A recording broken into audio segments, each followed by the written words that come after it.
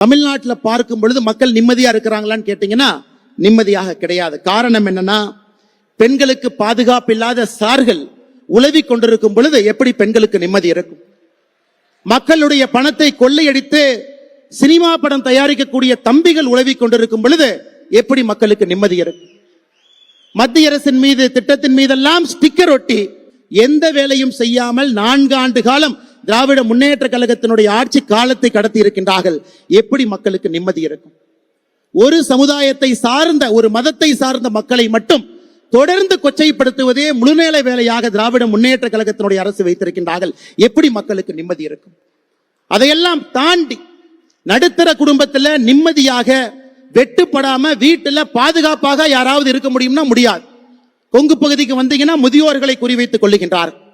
தென் பகுதிக்கு போனீங்கன்னா சாதி வன்முறையில கொள்றாங்க.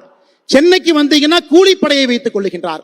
எங்கேயும் யாருக்கும் நிம்மதி இல்லாத வாழ்க்கை தமிழகத்துல கடந்த 4 ஆண்டு காலமாக நடந்து கொண்டிருக்கிறது. அதையும் வீட்டுக்கு அனுப்ப வேண்டும். இன்னைக்கு அமித்ஷாஜி அவர்கள் இங்கே வந்திருப்பது 2026 ஆட்சி மாற்றம் ஏற்படப்பட வேண்டும். திராவிட முன்னேற்ற கழகத்தினுடைய ஆட்சி வீட்டுக்கு அனுப்பப்பட வேண்டும்.